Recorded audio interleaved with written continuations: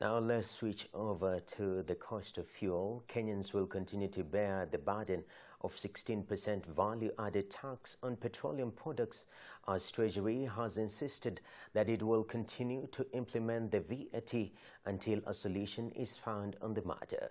Speaking while appearing before the Senate Energy Committee, Treasury Chief Administration Secretary Nelson Garuya said while the government acknowledged the toll the new tax has taken on Kenyans, it has an obligation to collect 35 billion shillings from the tax every month to seal a budget deficit.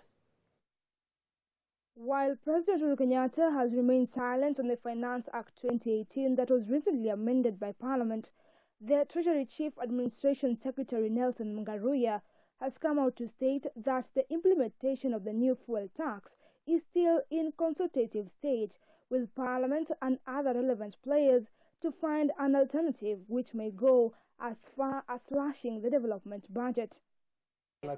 Alternatives is maybe we can reduce on development, which of course will also affect the same Kenyan. So it's a balancing act. I would like to understand why. However, Kenyans will continue to bear the burden of the imposed 16 VAT tax, since it has an obligation to collect shillings 35 billion from the taxman every month to seal a budget deficit. Definitely, why we taxing is because we need to improve on our infrastructure, the ports, the roads, airports, security. We have free education. We have universal health care. All those projects will be affected one way or the other. So we are targeting 35 billion.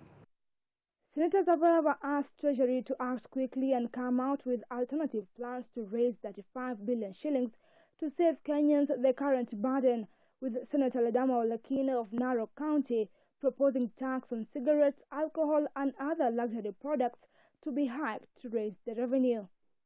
You are leading people. Yeah. There is a public outcry. People are crying that cost of living has gone up and it's yet to go up.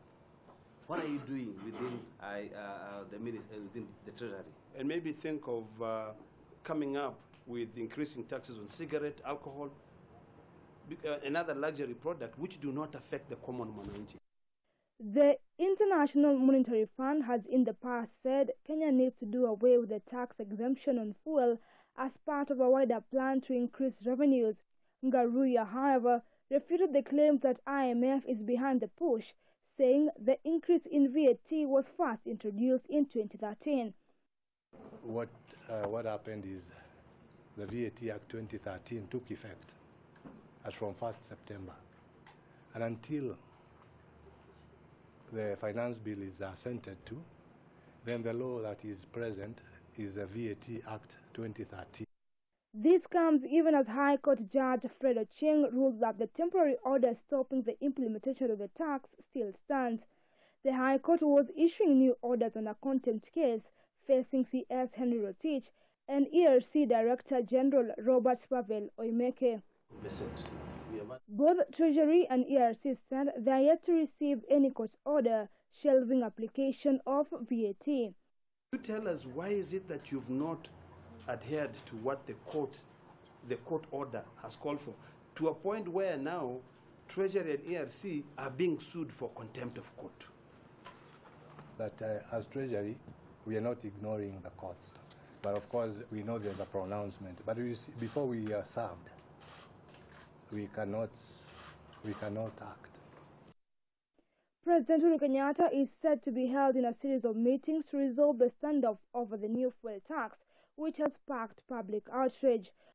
Going by the current development, meeting between the head of state, Treasury and Parliament might not have been fruitful. Irene Mwangi, KUTV.